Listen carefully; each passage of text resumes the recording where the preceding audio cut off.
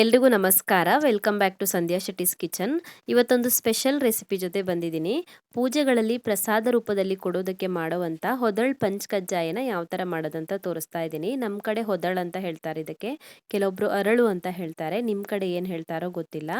ಏನೇ ಇರಲಿ ಹೆಸರು ಇದ್ರದ್ದು, ಬಟ್ ರುಚಿ ಅಂತೂ ತುಂಬಾ ಚೆನ್ನಾಗಿರುತ್ತೆ. ಪಂಚ್ ಕಜ್ಜಾಯ ಮಾಡಿದ್ರೆ ತುಂಬಾ ಟೇಸ್ಟಿ ಆಗಿರುತ್ತೆ ಮತ್ತು ಸುಲಭವಾಗಿ ಮಾಡ್ಬೋದು. ರೆಸಿಪಿ ಕೂಡ ಈಸಿ ಆಗಿದೆ. ಬನ್ನಿ ಹಾಗಿದ್ರೆ ಯಾವ ಥರ ಮಾಡೋದಂತ ನೋಡೋಣ.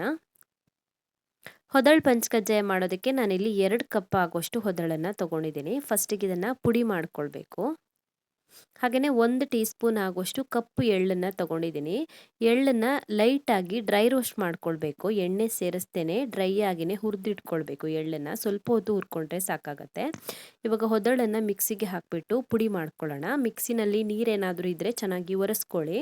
ಇದನ್ನ ಇವಾಗ ತರ್ತರಿಯಾಗಿ ಪುಡಿ ಮಾಡ್ಕೊಳ್ಬೇಕು. ನೋಡಿ, ಈ ಥರ ಸಣ್ಣ ಸಣ್ಣ ಪೀಸ್ಗಳಾಗಬೇಕು. ಇಷ್ಟು ಸಣ್ಣ ಪೀಸ್ ಆಗೋವರೆಗೂ ಪುಡಿ ಮಾಡ್ಕೊಳ್ಬೇಕು. ಸೊ ಪುಡಿ ಮಾಡ್ಕೊಂಡಿರುವಂಥ ಹೊದಳನ್ನು ಇನ್ನೊಂದು ಪಾತ್ರೆಗೆ ಹಾಕ್ಕೊಳ್ತಾ ಇದ್ದೀನಿ.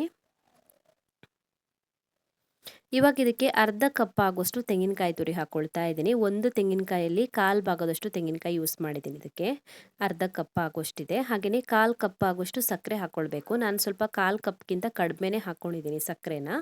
1/4 ಕಪ್ವರೆಗೂ ಹಾಕ್ಕೊಳ್ಬೋದು ಈ ಹದಕ್ಕೆ. ಹಾಗೆಯೇ ಒಂದು 2 ರಿಂದ 3 ಚಿಟಿಕೆ ಆಗೋಷ್ಟು ಏಲಕ್ಕಿ ಪುಡಿ ಹಾಕ್ಕೊಳ್ಬೇಕು. 1 ಟೀ ಸ್ಪೂನ್ ಆಗೋಷ್ಟು ತುಪ್ಪ ಹಾಕ್ಕೊಳ್ಬೇಕು. ಜಾಸ್ತಿ ಬೇಡ ತುಪ್ಪ, 1 ಟೀ ಸ್ಪೂನ್ ಆಗೋಷ್ಟು ಹಾಕ್ಕೊಳ್ಳಿ. ಹಾಗೆಯೇ ನಾವು ಡ್ರೈ ರೋಸ್ಟ್ ಮಾಡಿ ಇಟ್ಕೊಂಡಿರುವಂಥ ಕಪ್ಪು ಎಳ್ಳನ್ನು ಹಾಕ್ಕೋಬೇಕು. ಇದೆಲ್ಲವನ್ನು ಚೆನ್ನಾಗಿ ಮಿಕ್ಸ್ ಮಾಡಿಕೊಂಡ್ರೆ ಆಯಿತು. ತುಂಬಾ ಟೇಸ್ಟಿ ಆಗಿರುವಂಥ ಹೊದಳ್ ಪಂಚ್ ಕಜ್ಜಾಯ ರೆಡಿ ಆಗುತ್ತೆ. ನಾವೆಲ್ಲ ಸಣ್ಣೋರಿರುವಾಗ ತಿಂದದ್ದು ನೆನಪಿದೆ ನನಗೆ. ರುಚಿ ಅಂತೂ ತುಂಬಾ ಚೆನ್ನಾಗಿರುತ್ತೆ. ಸೊ ನೀವು ಕೂಡ ಒಂದ್ಸಲ ಟ್ರೈ ಮಾಡಿ. ಪೂಜೆ ಇರುವಾಗ ಮಾಡ್ಬೋದು ಅಥವಾ ಸ್ನ್ಯಾಕ್ಸ್ ಆಗಿ ತಿನ್ನೋದಕ್ಕೂ ಕೂಡ ಚೆನ್ನಾಗಿರುತ್ತೆ. ಸೊ ರುಚಿಯಾಗಿರುವಂಥ ಹೊದಳ್ ಪಂಚ್ ಕಜ್ಜಾಯ ರೆಸಿಪಿ ನಿಮಗೆ ಇಷ್ಟ ಆಗಿದ್ರೆ ವಿಡಿಯೋಗೊಂದು ಲೈಕ್ ಕೊಡಿ. ಹಾಗೆಯೇ ಕಮೆಂಟಲ್ಲಿ ತಿಳಿಸಿ ಹೇಗಿದೆ ಅಂತ.